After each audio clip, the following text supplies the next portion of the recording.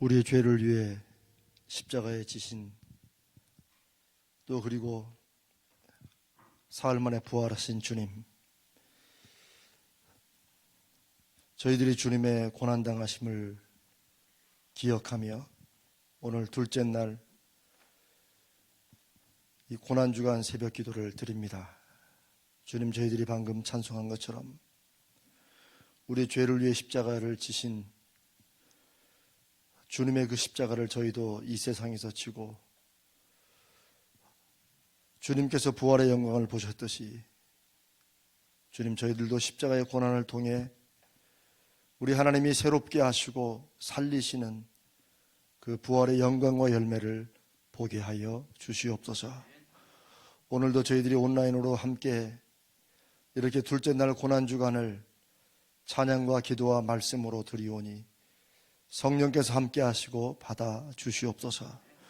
우리 주님 거룩하신 예수님의 이름으로 간절히 기도드리옵나이다. 아멘. 할렐루야. 반갑습니다. 오늘은 하나님 말씀 마가복음 14장 43절로 52절 함께 보겠습니다.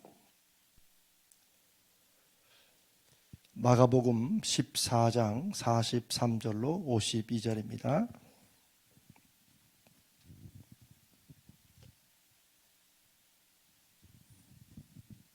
네, 한 절씩 교독하도록 하겠습니다. 제가부터 읽겠습니다. 예수께서 말씀하실 때 곧 12 중에 하나인 유다가 왔는데 대제사장들과 서기관들과 장로들에게서 파송된 무리가 검과 몽치를 가지고 그와 함께 하였더라. 예수를 파는 자가 이미 그들과 군호를 짜 이르되 내가 입맞추는 자가 그이니 그를 잡아 단단히 끌어가라 하였는지라. 이에 와서 곧 예수께 나와 랍비여 하고 입을 맞추니 그들이 예수께 손을 대어 잡거늘 곁에 서 있는 자 중에 한 사람이 칼을 빼어 대제사장의 종을 쳐 그 귀를 떨어뜨리니라. 예수께서 무리에게 말씀하여 이르시되 너희가 강도를 잡는 것 같이 검과 몽치를 가지고 나를 잡으러 나왔느냐. 내가 날마다 너희와 함께 성전에 있으면서 가르쳤으되 너희가 나를 잡지 아니하였도다. 그러나 이는 성경을 이루려 함이니라 하시더라. 제자들이 다 예수를 버리고 도망하니라. 한 청년이 벗은 몸에 배 혼이불을 두르고 예수를 따라가다가 무리에게 잡힘에 배 혼이불을 버리고 벗은 몸으로 도망하니라. 아멘. 이제 어제는 이제 기도를 겟세마네 기도를 하시고 이제 때가 되었다 하시면서 이제 일어나 가자. 근데 주님께서는 이미 주님이 팔리실 것을 알고 계셨습니다. 마지막 최후의 만찬할 때도 주님은 이미 아시고 계셨죠. 근데 참 오늘도 이제 가론 유다가 이제 예수님을 배반하는데 전에 제가 존경하는 한 목사님께서 여러 번 그런 말씀을 하셨어요. 목회가 뭐냐 그러시면서 참 많이 하신 말씀이 자기를 팔 줄 알면서도 가론 유다와 함께 식사를 하는 거다. 그게 목회라는 말씀을 여러 번 하셨어요. 처음에는 그 말씀이 그러려니 했는데 갈수록 나이가 들어갈수록 그 말씀의 의미가 단지 목회만 그러겠습니까? 우리가 예수님의 제자로 하나님의 자녀로 살아가면서 바로 알면서도 받아주는 것, 알면서도 그냥 희생해 주는 것. 특별히 부모와 자녀의 관계는 더구나 그렇죠. 그러나 이게 내 핏줄이고 내 자식이니까 그런 것만이 아니고 이제 우리 이웃들 또 심지어 내가 모르는 사람들에게도 그렇게 할 수 있다는 게 이게 얼마나 큰 건지를 생각하게 됩니다. 예수님께서 이미 십자가에 달리실 것을 아셨기 때문에 겟세마네 동산에서 그렇게 기도하셨고, 그리고 함께 식사하는 최후의 만찬에서도 그게 신호를 준 건데, 가룟 유다에게는 회개하고 돌아서라는 신호를 준 건데, 가룟 유다는 끝까지 자기 일을 하게 되죠. 초대교회 초기에 이제 많은 소위 편지들, 문서들이 교회에 돌았습니다. 그래서 이 마가복음도 마가가 쓴 예수님에 대한 일대기인데, 나중에 주후 한 60년경부터 50년경부터 이 말씀이 이제 이렇게 해서 돌았다고 그러는데, 그 중에 하나가 바로 유다의 복음서라는 겁니다. 한 10여 년 전쯤에 이게 새롭게 또 발굴이 돼가지고 아주 센세이션을 일으킨 적이 있죠.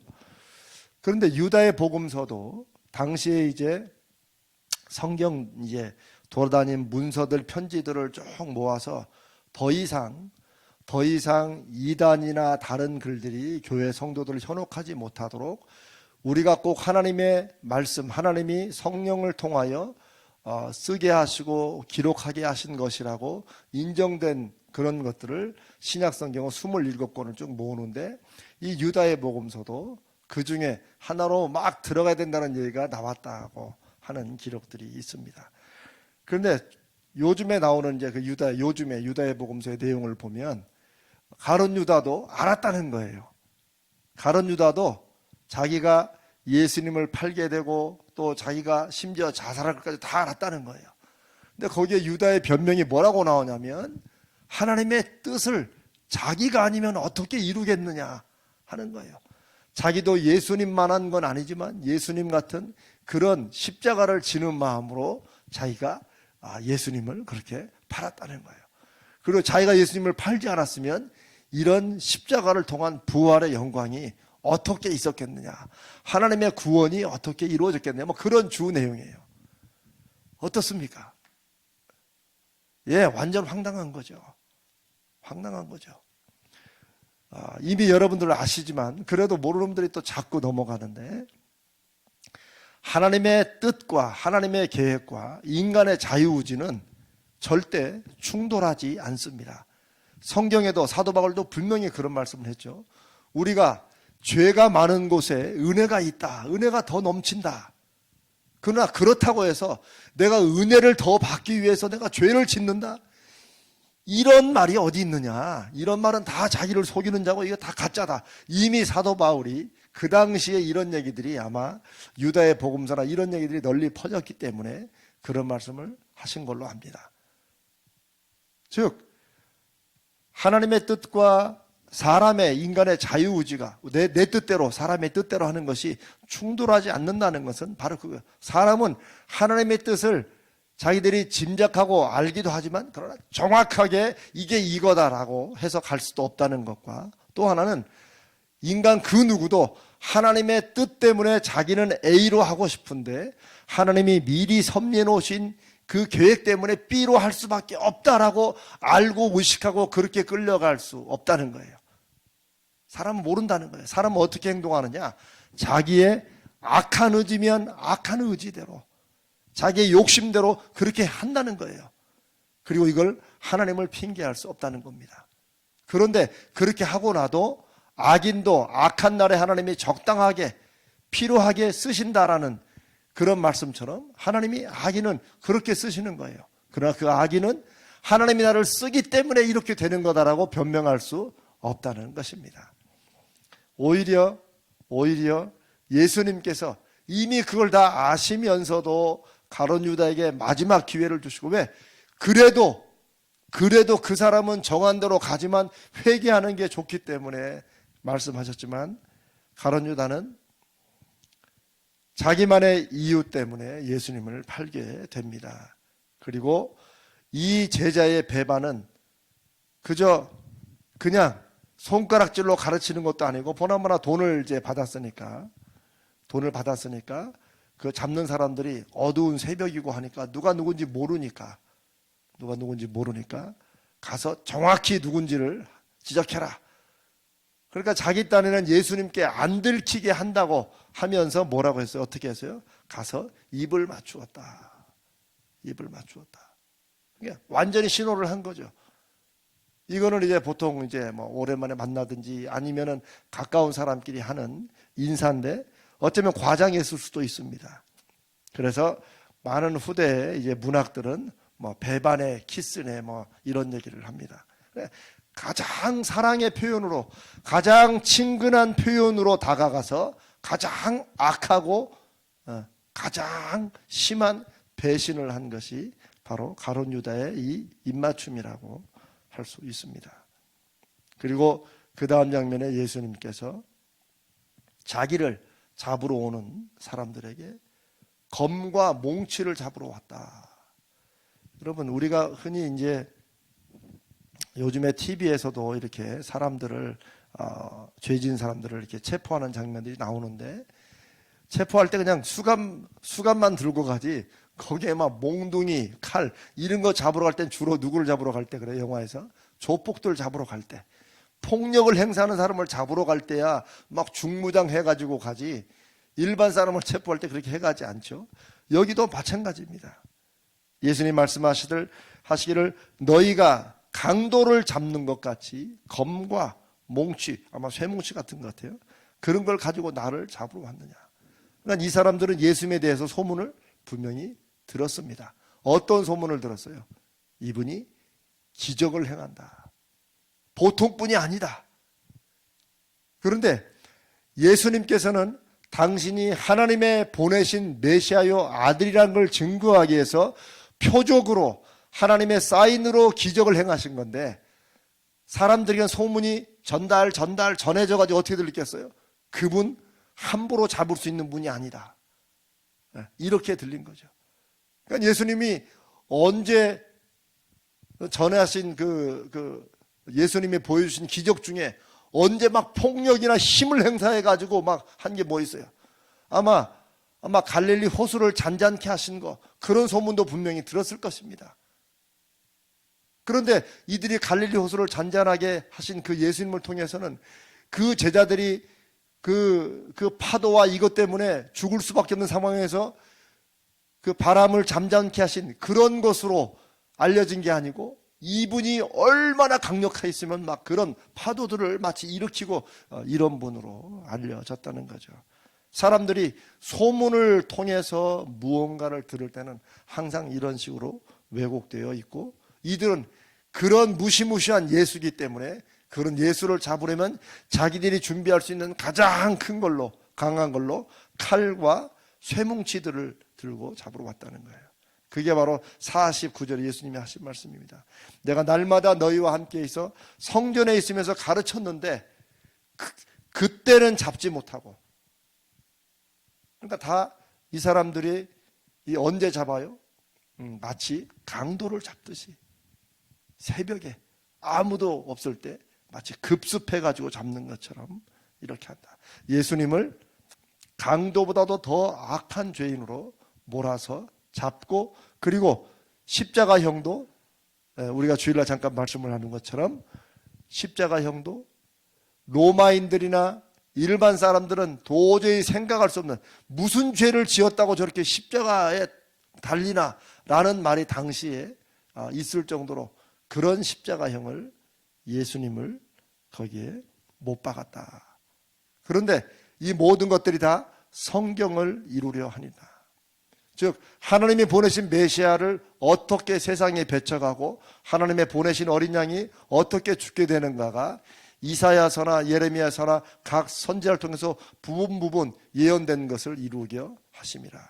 나무에 달린 자마다 저주를 받는 것이다. 누구도 이스라엘 사람들은 나무에 달려서 죽게 되는 것을 종교적으로 신앙적으로 하나님의 저주를 받은 것으로 그렇게 인식하고 있었기 때문에, 오히려 사람들은 당시에 가장 강력하고 악한 형벌인 십자가형에 못 박았지만, 사실은 성경에 바로 유대인들도 나무에 달린 하나님의 저주받은 그런 메시아라는 것을 하나님께서는 그들에게 알려주시기 위해서 십자가형을 처했다는 거예요. 그러니까 이 역사를 보면 사람은 사람들의 생각과 계획과 당시의 문화 관습으로 이렇게 일을 진행해 나갑니다.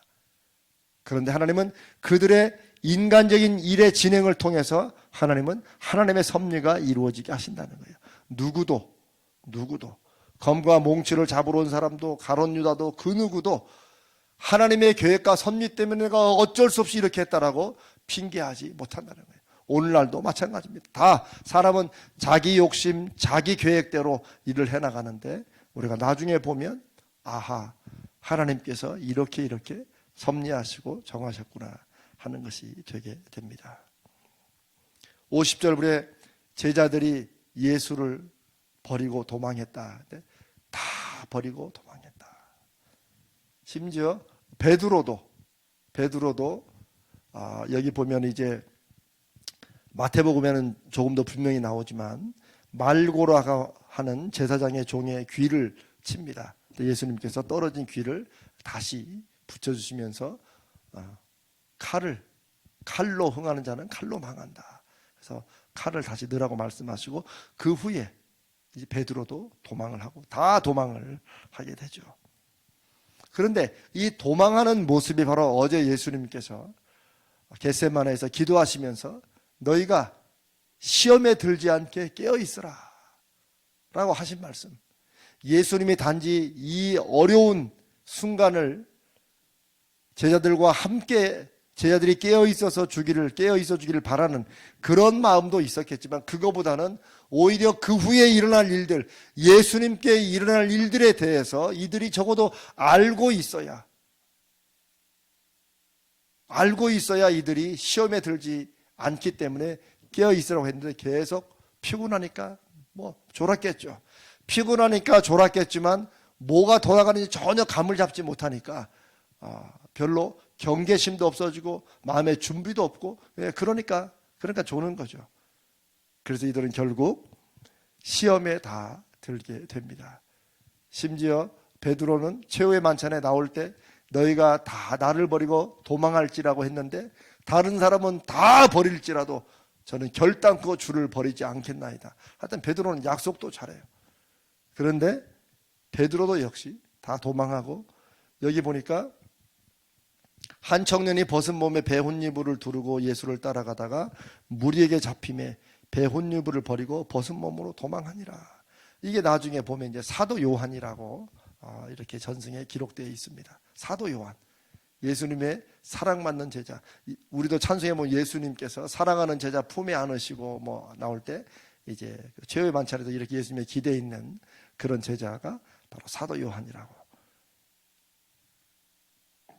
그런데 하여튼 어땠는지 모르겠어요. 벗은 몸에 배혼유물을 두르고 따라갔다. 왜 그런지 모르겠지만 하여튼 그렇게 몰래 따라가다가 사람들이 잡으러 오니까 이 배혼유물을 벗어 제끼고 알몸으로 도망간. 성경에 이런 것까지 이렇게 기록했다는 거죠. 사도 요한같이 나중에 요한계시록을 하나님께서 예수님께서 밤모섬에서 받은 하나님의 계시를 받은 그 위대한 선지자, 위대한 제자의 그 모습도 옛날에 자기들이 예수님이 누군지를 정확히 몰랐을 때, 성령을 받지 못했을 때 어떤 일이 일어났는가를 너무나 적나라하게 그대로 다 기록해놨다는 거죠. 그래서 성경이 성경인 것은 바로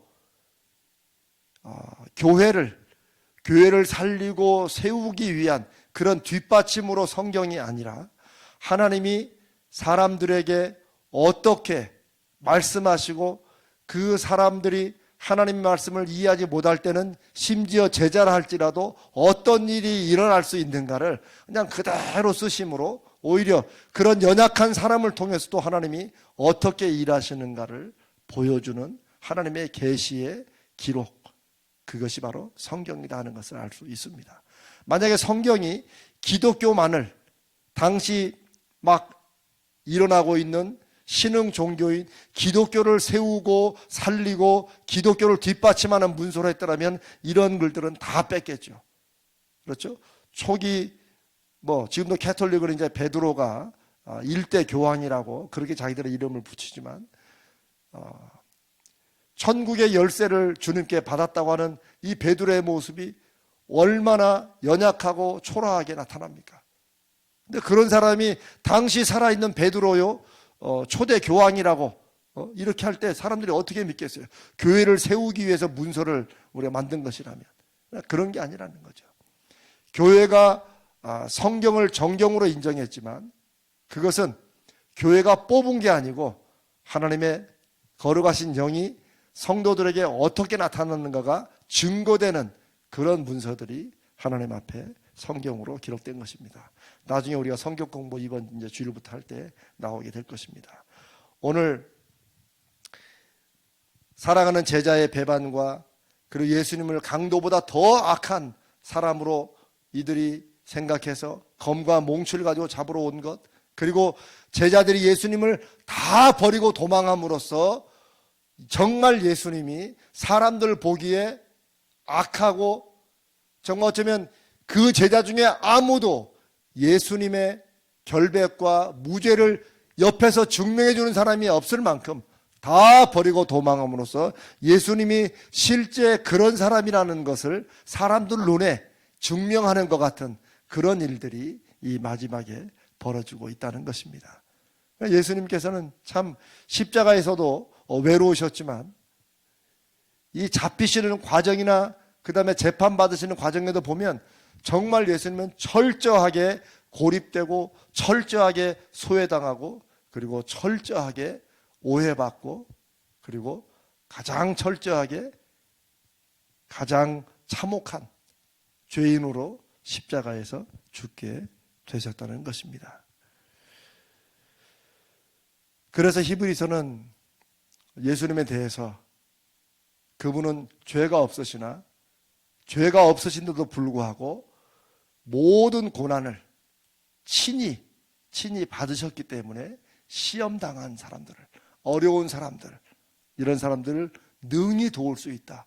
능히 도울 수 있다는 것은 그저 힘으로만 도와주는 게 아니고 그 마음의 깊이까지도 아시고 도울 수 있는 분이다 라고 그렇게 기록하고 있습니다.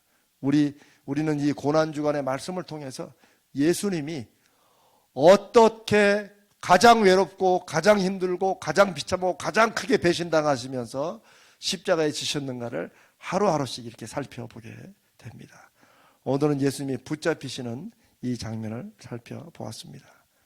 오늘 이 말씀이 마음에 좀 무겁긴 하지만 오히려 성경에 이런 말씀들과 우리가 이 말씀을 새벽에 나눔으로써 우리를 위해 십자가를 지신 주님이 마치 어떤 종교적인 것처럼 그저 예수님이 하나님의 아들이 세상에 오셔가지고 그 사람들에게 오해로 재판받고 십자가에 죽으시고 부활했다.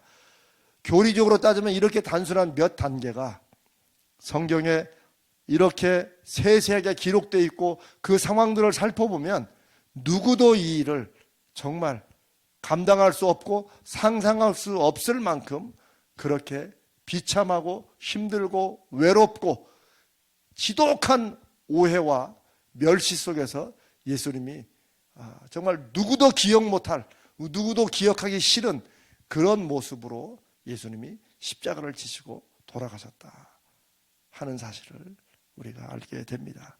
그래서 나중에 십자가에 달려 돌아가셔서 일곱 가지 말씀을 하신다고 해서 가상칠언, 십자가에서 말씀하신 7가지 말씀이라고 우리가 얘기도 하는데 그 중에 가장 지금 말씀드리는 이 예수님께서 이제 십자가에 잡히시는 잡히시고 재판받으시고 십자가에 달리기까지 과정들을 쭉 보면 이런 외로움과 이런 멸시와 이런 천대와 이런 우리가 찬송에도 멸시천대 십자가를 할 때 저는 멸시천대가 십자가가 왜 그런지 잘 좀 그렇게 감이 없이 찬송을 좀 많이 한 적도 있었습니다. 이런 과정들을 보면 이 얼마나 지독한 멸시와 얼마나 천대 속에서 예수님이 십자가를 지셨는가를 우리가 알 수 있죠. 그런데 그 예수님이 십자가에서 하신 7가지 말씀 중에 가장 우리의 가슴을 에이는 말씀이 하나님을 향하여 엘리 엘리 라마 사박다니, 나의 하나님 어찌하여 나를 버리시나이까. 그 십자가에서 예수님이 한 번도 하나님의 사랑을 의심하지 않으셨죠. 한 번도 하나님의 사랑을 예수님이 부인하지도 않고 다 확신하고 계셨는데, 그 순간만큼은 예수님도 하나님이 자기를 버리시는 것으로 그렇게 하셨다. 그리고 신학적으로는 그 순간 하나님도 고개를 돌리셨다. 왜? 십자가에서만큼은 모든 인류의 죄, 우리의 지은 죄가 얼마나 참혹하고 얼마나 악하고 얼마나 무섭고 얼마나 하나님이 정말 용서할 수 없는 그런 죄인지를 그 십자가의 예수님의 그 말씀으로 예수님 스스로도 우리에게 알려주셨고 보이셨고, 하나님도 고개를 돌리셨다라고 하는 어떤 신학자의 글도 있습니다. 오늘 예수님의 이 잡히심, 그리고 예수님을 따르던 제자들이 다 버리고 도망하고 이런 모습들이 우리에게는 아픔이고 마음이 눌리는 거지만, 그 반대로 얼마나 우리를 사랑하셨는지, 어떤 마음으로 어떤 과정에서 주님이 십자가를 지셨는지, 이것을 우리가 한 번 더 돌아보므로 오히려 우리에게 더 힘이 되고, 우리가 계속해서 코로나19 이 바이러스가 그래도 어제는 한 40몇 명으로 떨어졌다고 하는데, 참 우리가 요즘같이 이 숫자에 민감한 시대를 살게 되는 경우가 없는 것 같습니다. 하나님께 맡기고 오히려 이 고난 주간에 주님의 사랑을, 정말 이 십자가를 지시는 과정을 쭉 우리가 새벽만 살펴보면서 우리가 이미 알고 있고 이미 믿고 있던 십자가의 사랑을 다시 한번 피부에, 우리 가슴에 실감하는, 그리고 다시 힘을 얻는 그런 여러분 되시기를 주님의 이름으로 축복합니다. 같이 기도하겠습니다. 오늘 우리 이 말씀을 듣고 주님, 우리가 십자가에 지시는, 십자가를 향해 나가시는 주님의 발걸음 하나하나를 살펴보면서, 오늘도 주님 제자들에게 버림받으시고 악한 강도처럼 마치 체포될 때도 그렇게 체포당하시고, 이런 모습을 보면서 우리를 향한 주님의 사랑이 얼마나 큰지를, 그 십자가의 과정이 얼마나 세세하게 아픔이고 슬픔이고 비참함이고 멸시와 천대인지를 우리가 돌아봅니다. 주님, 이 사랑이 우리 가슴을, 우리의 삶을 이끌게 해주시옵소서. 이 사랑이 우리 속에 늘 확인되게 하시옵소서. 여러분, 어떤 말씀이든지 여러분 마음속에 와 있는 그런 말씀을 붙들고 주여 은혜를 주옵소서, 주여 은혜를 주옵소서. 우리 간절하게 두 번을 부르짖으며 우리 합심으로 기도합니다. 주여 은혜를 주옵소서, 주여 은혜를 주옵소서. 살아계시고 역사하시는 하나님 아버지, 오늘 이 새벽에도 저희들이 함께 말씀을 나누며 주님께서 이제 겟세마네 동산에서 기도를 마치시고 체포당하시는 장면을 봅니다. 주님, 가룟 유다가 가장 친근한 사랑의 표현으로 입을 맞추고 그것을 친호로 해서 예수님을 팔아넘기는 그런 장면, 그리고 예수님을 잡으러 오는데 흉포한 죄인들, 흉포한 죄수 폭도를 잡듯이 검과 몽치로 잡으러 왔고, 그리고 제자들은 그 모습을 보고 다 한 사람도 곁에 있지 않고 다 버리고 떠나는 장면들을 보면서 예수님이 얼마나 외롭고, 얼마나 예수님은 알고 계셨지만 그래도 사람의 몸으로 오신 주님이 얼마나 힘들고 얼마나 비참하고 얼마나 소외당하는 모습으로 주님이 잡히셨는지를 저희들이 보게 됩니다. 주님, 우리가 세상에 믿음으로 살면서 힘들다, 외롭다, 여러 가지 생각을, 또 여러 가지 불평들을 하지만 우리가 십자가에 달려시는 이 예수님의 이 과정들을, 말씀을 살펴보면서 세상에서 당하는 우리의 고통은 아무것도 아니고, 우리의 외로움은 아무것도 아니고, 우리가 시험 들었다고 하는 것도 얼마나 어리석고 얼마나 하찮은 것들에 우리가 시험 들었다고 하는지 우리가 돌아보게 됩니다. 주님, 우리가 오늘 이 새벽에 이 말씀이 오히려 우리를 향한 주님의 사랑을 다시 확인합니다. 우리가 이 세상을 주의 말씀으로 살 때 얼마나 우리가 강하게 정말 십자가를 지는 마음으로 산다고 하는 마음이, 하는 고백이, 결단이 얼마나 크고 강한 것이 되는지를 생각해 보게 됩니다. 이 둘째 날 새벽 주의 말씀을 함께 듣고 기도하는 우리 모든 성도들의 심령 속에 이 주님의 십자가의 사랑이, 십자가를 지시는 이 주님의 큰 은혜가 우리 가슴 속을 가득 채우게 하시고, 코로나19로 인해서 힘들고 어려운 시간을 살아가는 저희들이지만 주님 담대하게 하여 주시옵소서. 이 주님의 사랑이 우리를 살리시고 이 주님의 사랑의 마음이 우리를 세우시는데, 우리가 무엇을 두려워하고 우리가 무엇 때문에 눌리고 우리가 무엇이 힘들고 어렵고 큰 시험이라고 하겠습니까? 이 은혜가 우리 가슴 속에 생각나게 하시고 이 사랑이 우리 속에 살아나 움직여지고 열매 맺는 오늘 하루 저희들의 삶이 되도록 축복하여 주시옵소서. 사랑과 은혜의 주님, 오늘 저희들이 함께 기도한 것처럼 이 말씀으로 그리고 이 사랑으로 저희들의 심령이 새로 살아나게 하시고, 우리가 살아갈 때 힘들고 어려운 때도 있습니다. 마음이 눌릴 때도 있고 우리가 시험을 당해 마음이 괴로울 때도 있고 우리가 누군가의 상처를 받는다고 할 때도 있지만, 이 모든 것이 십자가를 지시는 주님의 그 마음과 그 광경과 주님 그 상황을 보니 얼마나 우리가 아무것도 아닌 것에 불평하고, 우리가 십자가를 진다고 우리가 입으로는 말하지만 우리가 지는 십자가는 주님이 지신 십자가에 비하면 정말 아무것도 아닌, 정말 성냥개비를 몸에 지는 것 같은 그런 것을 저희들이 이 시간 깨닫게 됩니다. 주님, 우리를 위해 이 모든 것을 감당하신 주님의 은혜와 사랑을 다시 한번 몸소 마음으로 느끼며 생각하는 이 새벽입니다. 오늘 하루도 이 마음과 이 결심과 우리를 향한 주님의 사랑을 마음속에 새기는 이런 마음으로 하루를 살게 하시고 우리의 남을 날들을 이런 믿음으로 살아가게 하여 주시옵소서. 우리 주님 거룩하신 예수님의 이름으로 간절히 기도드리옵나이다. 아멘. 축도하고 마치겠습니다. 지금은 우리를 구원하시기 위해서 십자가를 지시고 십자가에 죽으시고 부활하신 우리 주님 예수 그리스도의 은혜와 그 아들을 우리에게 이렇게까지 참혹한 십자가를 지시도록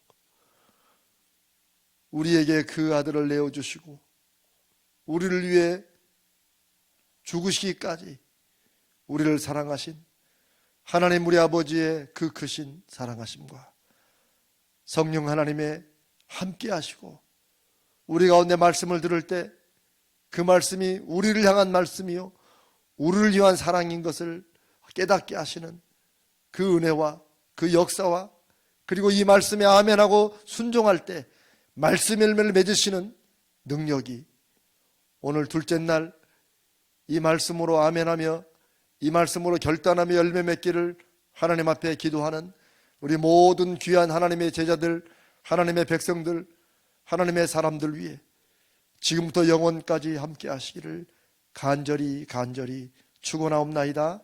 아멘. 아멘. 아멘. 오늘 하루도 믿음으로 승리하시는 여러분 되시기를 주님의 이름으로 축복합니다. 이제